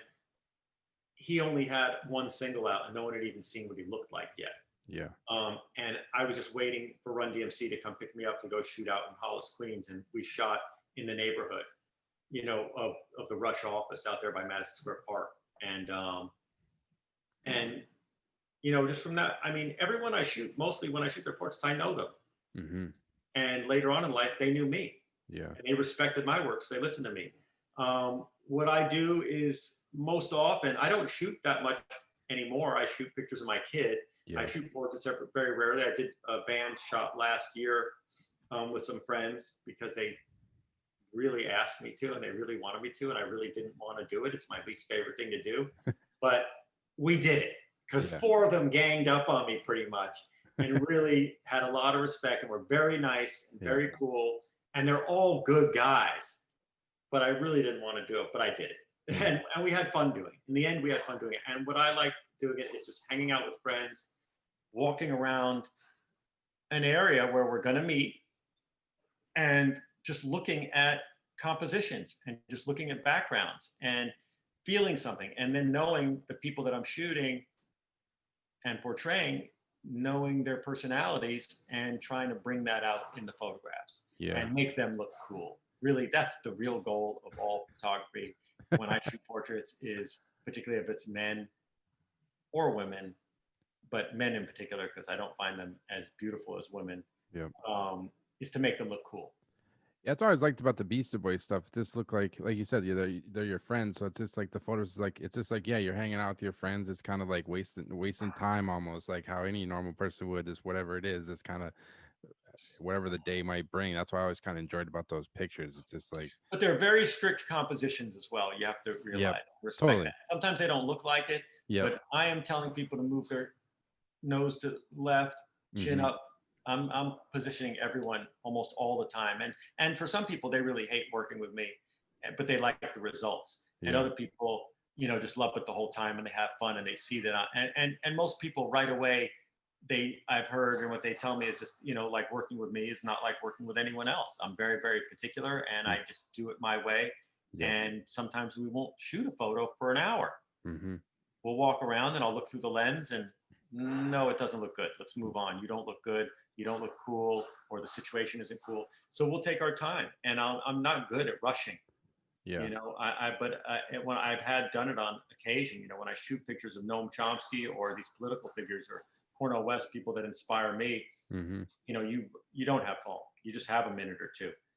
And then usually you have to crop it later or do something, and I like to shoot full frame. I don't like to have to crop my work. I like to frame everything inside the camera. But when you have those moments where you only have a few moments, you try and make it work. Otherwise, you do it later, with cropping and whatever else you have to do to make the composition as nice as you like it to. But with the Beastie Boys and with a lot of friends that I shot in Run DMC, I mean, if you look at that Together Forever book, there's a lot of great shots in that book. Amazing. 2 groups, and I mean, obviously, My Rules is my favorite book ever, and The Idealist is probably my second favorite book because it's all, my art book. I got it right here. You got The Idealist. That's great. Yeah, that's great. How'd you like that? I loved it, man. I was gonna ask you about it because, like, looking at a lot of your work, there's just a lot of like angst, like you say, and energy, and like this raw. And it was just really interesting to see like another side of your work where it's like these very like landscapes and just very like I don't know, relaxing is the right word, but it's just like it's almost the polar opposite of like a lot of your rough stuff. Like it was cool to kind of see another side of your art. It's like you kind of in nature or some travels through Europe, and it was just kind of, it was an interesting contrast, I thought, looking at the work. Well, I think that people should recognize it as beautiful compositions. And there is punk rock in there, and there is skateboarding in there, and there is hip hop in there. But they're more beautiful compositions than action-packed intensity, right? So that book is a book of my aesthetic more than anything else.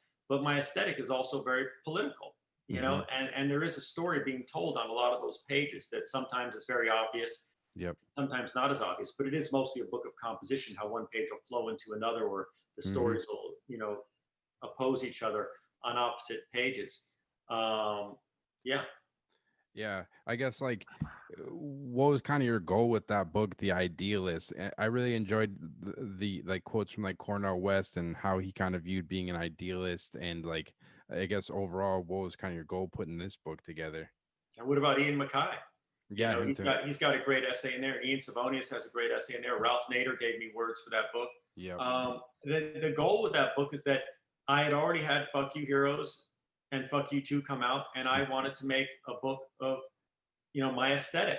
And people thought, you can't really sell books, photo books, unless they're on one subject. Mm-hmm. You have to be very specific, street shooting, skateboarding, not that there were any skateboard books at that time, but you have to have it on one, refrigerators. You have to be a refrigerator photographer, or Yep. you have to be, a nature photographer. Yep. I called it The Idealist because people thought I was way too idealistic to make a book of just beautiful photographs of a lot of things, not just one subject. Mm-hmm. So that was the first reason I called it The Idealist, because people said that I was way too idealistic to make a book of just beautiful photographs on varied subjects. Politically, I am very idealistic most of the time. During this last 4 years, I question my own idealism a lot, quite frankly. Yeah. But I think that as long as there's hope, which we have hope again now, idealism is being an idealist is a way to live. To care about the world and to have a positive mental attitude and an ideal that things could be better and things could be beautiful. And I think that that's why I call the book The Idealist, besides having all these subjects just smashed into one book. And but it's the perspective of an idealist, quite honestly. And there's some ugly pictures in there, and there's some sad pictures in there, and there's a lot of, but every picture in there is a beautiful picture. Yeah. No, I really enjoyed it.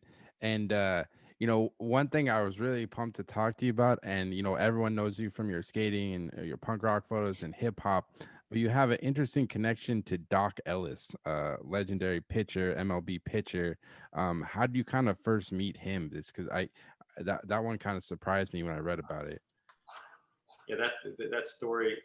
You guys should see the movie No No, a documentary that I helped out with. But Doc was someone. I was a big baseball fan when I was a kid, and Roberto Clemente was my idol when I was a kid, and still to this day is an inspiring individual. I mean, Clemente is just one of the all-time greats, and I was alive when I saw the 1971 World Series at home on with Kurt Gowdy reporting, and I was just 9 years old when when that happened, and I was 8 years old when I started to like the Pirates.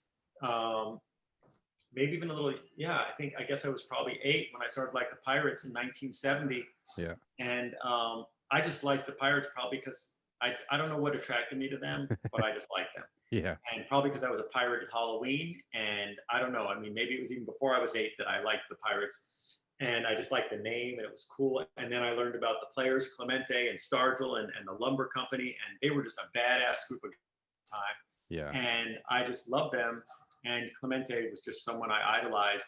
And, I've recently actually connected with his son, and we've become friendly. Wow. And I'm working on a project now to honor Roberto Clemente.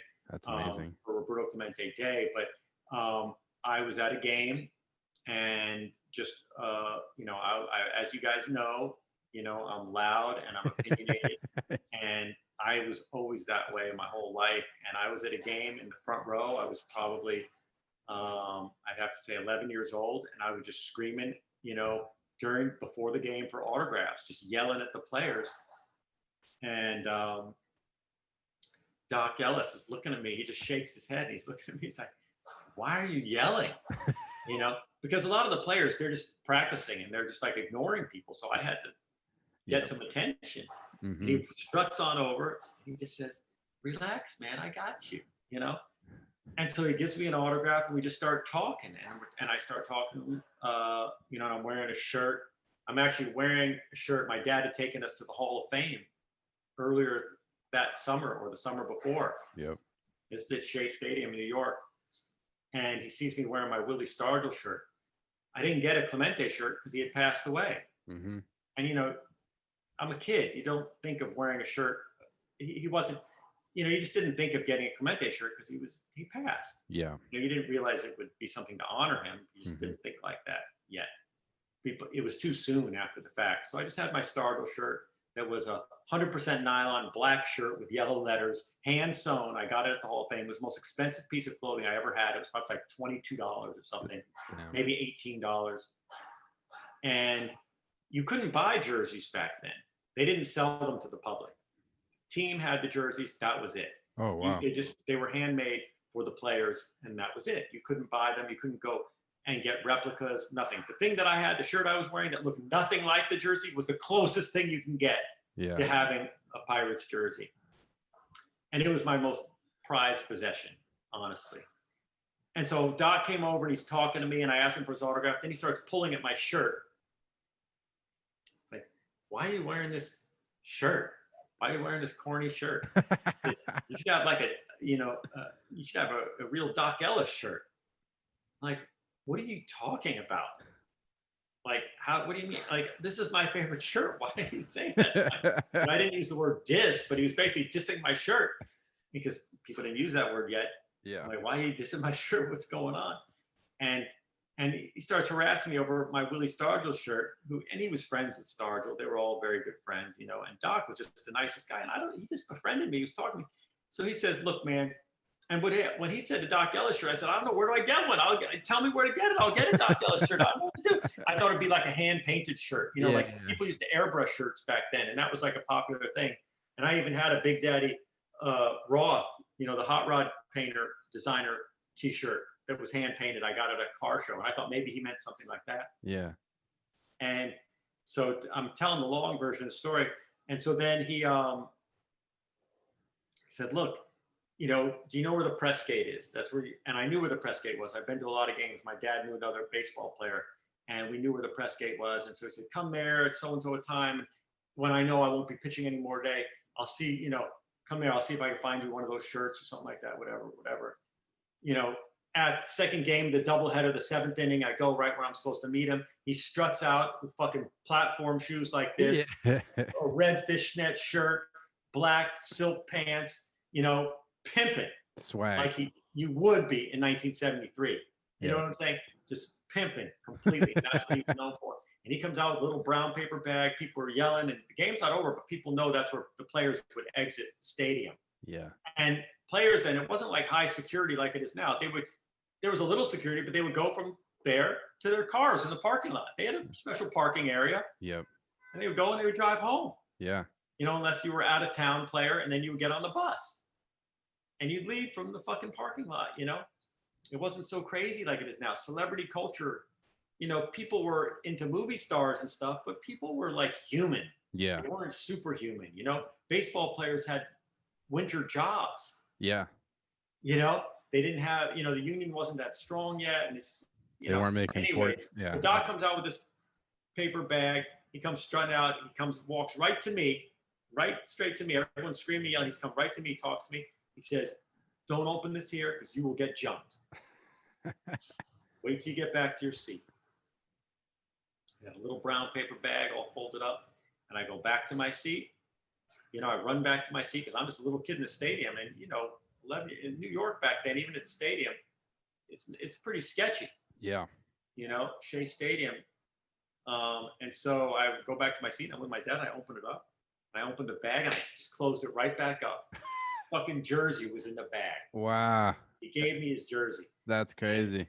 We became friends. He had my phone number. When he would come to town, they would call. Wow. You're like only like 12 years old at this point. 12 years old. And, and he talked to my dad too, because my dad was a big gambler and a sports fan and stuff like that. And they would talk a little bit, but he was mostly, and, when I made the movie 40 years later, the director told me he's heard these stories that Doc had like families that he would be friendly with in every town. Yeah. And I guess I was the kid in New York that he would just, talk to. Maybe there was another one, but, and if you have the first edition of his book, which is one of the greatest sports books ever written, it's called In the Country of Baseball, written by a poet laureate, Donald Hall. So it's a really wonderfully written book, and it's just about a badass.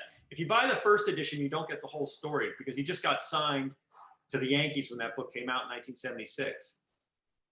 But if you get the new edition, which came out 10 years later, and it's got a painting on the cover of a guy sitting in a field, that one has the whole story with the LSD and all that stuff. In the previous edition, they couldn't put that. They said he was drunk and they made up different stuff because just the time they couldn't tell the story. Yeah, he seemed like such an interesting guy. Like even back then, he was just kind of doing it. In that first edition, let me just tell you, there's a little photo section. Yep. And there's a picture in there where Doc is talking to the fans in LA, because I was back in Los Angeles in the fall and we saw him. And I'm in the picture as a 12-year-old. In the book, if you look really closely, and I'm not looking at him, I'm not the focus of the picture, but I'm in the background of the photo there. Yeah. And they actually took photos of me and him on the field that day. And I never got to see them, and no one could find them or anything. He actually told me that he wanted to put one in the book later on, but he lost my number or something like that. Yeah. And that would have been amazing. But I hope those photos turn up one day of me on the field with Doc Ellis. Yep. But I am in the first edition. Just you can see me in the background there. It's pretty funny. And I think in your other book, you have a picture of you in the locker room with them or something. You're yes. Like, yeah. And Al Oliver took the picture of me and Doc. I took my dad's camera. Wow. And it was out of focus and everything. It was a 35 millimeter camera. And Al Oliver took a picture. That was another time at Shea Stadium where he took me into the dugout before the game. Crazy. And I saw a fight there, racist players and stuff like that. And just, I was just in the clubhouse. I had to run across the field during the national anthem once to get back to my seat. Doc treated me real good. And that was before skateboarding, and I was really into baseball. He was a very big inspiration for me. He gave me great autographs. He introduced me to all the players. I met Dave Parker as a rookie, John Candelaria as a rookie, but I think he also was nice to me because he knew my love of Clemente and that I was missing my idol and stuff like that, and Clemente Jr., who I've been friends with recently, told me that Clemente and Doc were really tight. And I think Clemente was Doc's first roommate, when he came up. And he was, he was good and it made a lasting impression. I'm a Pirate fan to this day. And people who play softball with me think I'm crazy, but I always got Pirate gear on from head to toe. Every time I go out to play softball, almost, I'm always wearing black, my Pirate shirt. And over the years, I became friends with some of the players, off and on. I'd meet guys at the stadium. But I didn't follow it at all in the 90s or in the 2000s, the early 2000s at all. Yep. But once my kid was born, I got back into it again, and I coached Little League, and I sponsored the team. If you guys go to I have a Vimeo page. Okay. And there's a great video of my kid that I made, put together just off the iPhone. When I sponsored the team. I sponsored the team for a lot of years because I just wanted us to be the Pirates, and I coached the team for a lot of years too. But That's when he got older, he didn't want me to coach anymore. But I still sponsored the team when we won the championship last year. Damn. And it was really good. And I have Burning Flags Press on the back of the uniforms. It's dope. That's awesome. Really dope. And I was really proud of that. And that's all because of Clemente. I mean, I was thinking of just putting Clemente on the back of everyone's uniform, but I just did Burning Flags Press because it was so badass. Yeah. And, but the Pirates were a great team then, and they had a lot of heart, and they were very, socially minded. They had the first all black fielded team ever, and that was even done by accident. But they were just, and then in this 1979, "We Are Family" was the slogan. It's like I've always felt as though they were a very family-oriented team. Yeah. And I don't like jock baseball. I really don't. I don't care if you could hit home runs out every time you're up to bat. I like players who have heart, and integrity, and have fun. Play together. And, my team sucked this year. I watched every single game, and we lost. Our percentage was like 274. You won 1 out of 5 games or something. It was a nightmare watching them. It was really sad. But you know what? As long as they had heart, and I saw a lot of hope in a lot of players, and they weren't all big muscle jocks. Mm-hmm. I like that team, man. I love the Pirates, and I'll go down. I'm going down with them, man. I don't care. Their owner, everyone talks shit about, whatever. I like the Pirates. I'm a Pirate fan. Have you been to my friends and to my sports team? And I don't like any other sports. I don't care about any team. I don't watch any other shit. I'll watch the Super Bowl to do my taxes at the same time. I'll watch the NBA last playoff game, and in honor of my friend who passed, who loved. Yep. For the Pirates. Yeah. Do you still got the Doc? Doc? That's because of Clemente and because of Doc. You still got the Doc Ellis jersey he gave you? Of course I do. That's Yeah. that's If you amazing. go, there's a page, there's a Kickstarter page where they interview me about Doc Ellis Yep. and the movie, and they talk because I was one of the executive producers on the movie, and they interviewed me, and I think there's a picture of that up on there Mm-hmm. of my shirt, and it's, I put it in a frame with the baseball cards and stuff like that.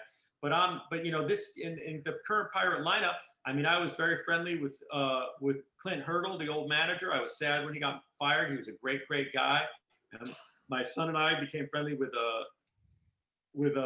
Starling Marte, but he got traded.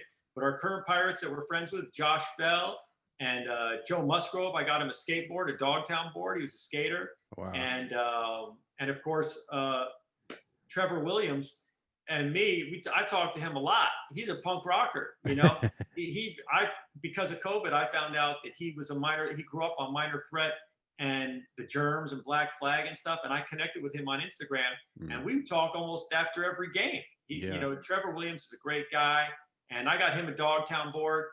And when he wanted a board, and those guys are all great. And Josh Bell I'm so proud of him, man. He's so civic minded and about community, and he's just a great human being. And yeah, man, I want him to do good. I want him to hit his home runs last year when he broke all those records last May.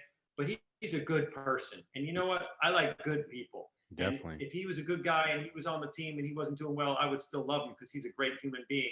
And that's what I want to see. And I like that in sports. I don't like these big muscle jocks beating the shit out of the ball, breaking their bat when they fucking, hit it, get an infield shot and stuff. Fuck, those spoiled brats. I don't like spoiled brats in anything. But I like people who've got heart and care. And even guys on the opposing teams, if I see they got heart, I like them. If someone makes a good play, I like them. I just like people who can play a grit, like dudes that's run out every like ground ball, like run through first, and it's not like that shit. That's the shit I respect. They just got grit, Oh, hell yeah. Yeah. I remember a time when I hated Jake Arrieta. I fucking hated him. He was on the Cubs, and he was, and he was fucking up everyone in the league, including the Pirates. The Pirates were good that year. The Pirates might have made it to the playoffs if it wasn't for him. And they were in what do they call it? What's the one called right before the playoffs? like the ALCS or like the before the World Series? The wild card. They were in the wild card. Yeah. Cubs. And there was, and they were hitting each other. People were hitting each other, and then Jake Arrieta, and then there was a big fight with the Pirates, and then the Pirates pitcher, hit Jake Arrieta because he was hitting their players. Yeah. And he just hit him in the ass, but Jake Arrieta, he took it like a man. He went to first base and he took his punch. You know what I mean? Yeah. And I respected him for that. Hell yeah. Really did. And that he was a badass, man. He could pitch back then, and he was good. And the fact that he took it, and he didn't start the fight. The other players started the fight. He just laid back in the cut. And I like those. I don't like to see violence, but I like to see people respect themselves and respect and respect the team, and it's love the team and their brothers on the team. And I've had a lot of fun with baseball, and we got to get 9 games in softball this year. Adam Horvitz got me playing softball again, and damn.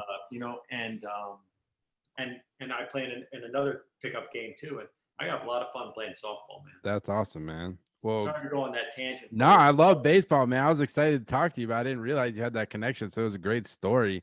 It goes deeper too. I'm sure. Now I got and now that I'm connected again with guys, it's really fun. And during COVID, I started going a little wild on the computer on eBay, collecting baseball cards again. Oh, baseball card collecting is like big is back in a big way. Like it's more popular than ever. I think they've kind of overdone it a little bit. I think they literally have like 20 cards for each player every year now. It's just like you can collect every one, but it's very costly and it's just crazy. And Topps did an interesting one this year where they collaborated with like different artists, like Mr. Cartoon did a couple, and then like different artists collaborated with Topps, and they're like these like limited cards that come in like this like plastic case. I forget what the series is called, but I saw some of them and they were really ugly. I thought they were shit. There's a couple weird ones, but I saw a couple that were cool because they did some different art. Mr. Cartoons one was cool for the World Series. I thought that was dope. Yeah, I like that. I posted that on my Instagram story. I like, but some of the other ones I saw were just crap. yeah, it was interesting. Like I see it. I like it. I do it. Well, I guess to wrap up, man, like you've accomplished a lot and photographed so much. Like, I guess what's next for you? Like, what's kind of got you inspired right now, and like, what are you hoping to, I don't know, work on Did we going? talk about photography enough for your podcast? Yeah, man. Well, it's a photography. It's a life podcast, man. We'll talk about Okay. whatever. I just want to make sure you got what you had to do, man. No, it was great, man. I really appreciated talking to you, but I guess like, what's next for you, man? Like, what's kind of What's anything got next? you? I'm just trying to survive in this crazy fucking economy of the world. I hear you. And I have a little bit more hope now that we got rid, like we started off with a Yep. fascist dictator. Yep. I don't shoot that many pictures. When I'm inspired, I will. I mostly work off my archive. Yeah. You know, the last book that I made, Together Forever, Yep. it's still out there. It's just trickling out. I think because of the timing and stuff, it's really weird that not everyone's seen that book who even wants to see it. Yeah. You know, the Beastie Boys and Run DMC book, which is great. The My Rules book, you know, I work on the books. You know, we got the Fugazi book and the Dogtown book got republished last year by Akashic. Yeah, I got that too. Those books came out. You know, I'm really proud of how those books came out. Mhm. Great. That was my son just came back in the door for a second. I shoot pictures of him more than anything else in the last 10 years. That's just good, man. Keep up my skills. But I really want, I've been telling every interview, every public appearance that I would make, everything. There's one subject that I've wanted to shoot for 2 years now. It's 2 years. It is almost 2 years to the day since I first tried reaching out to get this portrait. And you know what it is if you listen to my other interviews. And I still haven't gotten to sit down and hang out. I really want to shoot Alexandria Ocasio-Cortez. Oh, I want to damn. get a portrait of her. And I've had no one who's been able to hook it up. I've tried every route that I know. I've gone right straight to her campaign place and just, you know, emailed through the website. Damn. And had connections and non-connections, Shepard Ferry, this person, that person, a friend at Nancy Pelosi's office that I have. No one has gotten me, you know, she's high in demand, but she is an inspiration to me. And I know a lot of your listeners probably hate her and think she's stupid and young and hate her politics. I fucking love her politics, and she's inspiring to me. And I think she might have slipped and made a mistake here or there, but she's fucking brilliant and she's great.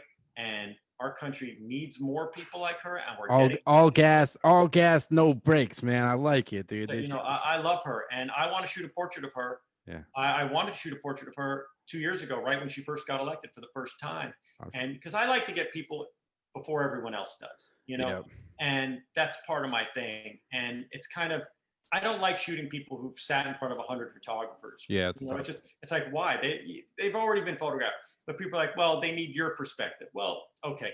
But someone like her who has sat in front of a lot of photographers at this point, she just inspires me so much. I want to have a photograph of her. Hey, man, it will happen. It'll happen, man. Never let up. Let's keep after it. That's the inspiration. And I am happy. It is almost like a new dawn.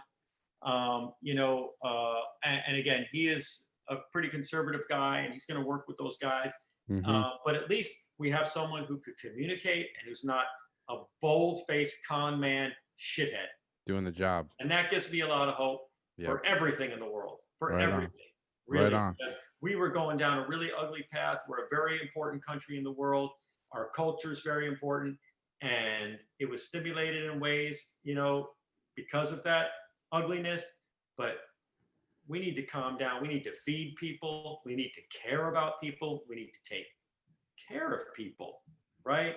Yeah. And, you know, and care about each other and not be so fucking hateful towards each other.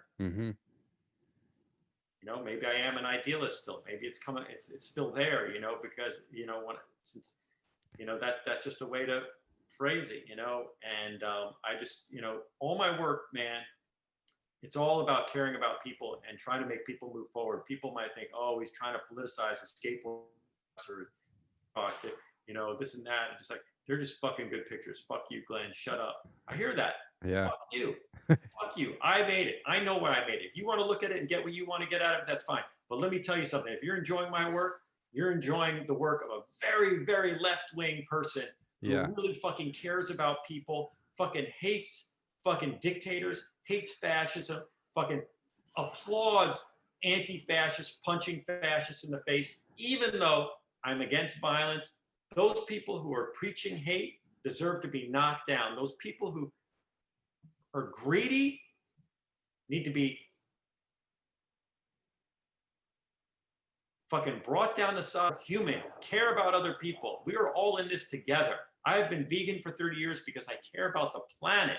I didn't grow up a fucking hippie. I stopped eating animals because it's good for the planet. Okay. It has benefited me. I'm 58 years old. You know, most people say I don't look 58, whatever. I don't care about that. I care about the planet. The animals, that's a nice side benefit. We don't have to kill and torture and destroy these animals' lives. They're bred only to be eaten. It's disgusting. Yep. The main thing is it's for the environment. It's because we care about the planet. We don't want to destroy the planet. We want it to be here for generations and generations. Eventually, humans will be extinct from this planet. Eventually. Hopefully, it'll be so far in the future that no one we know will have any contact with it. But while I'm here, I'm trying to inspire people to do good things for the most people possible. Not just for your little clan and your own little family. Just good for everybody, man. Yeah. Let's try and do some good. And I understand we have to survive. People are a little selfish sometimes. We're scared. You know, we want to care about our families. I get that. And that's okay to a degree. But the big picture has to be for everybody. Come on, let's just do it. And that's what all my pictures are about. And it is. That you can't connect the skateboarding to that message, then you don't know what skateboarding was about back then. It was about being an individual, but also having a crew of people around you and caring about other people and pushing radical ideas to make the world a better place. When you're a skater and you're 15, you're not thinking about that so much, but you're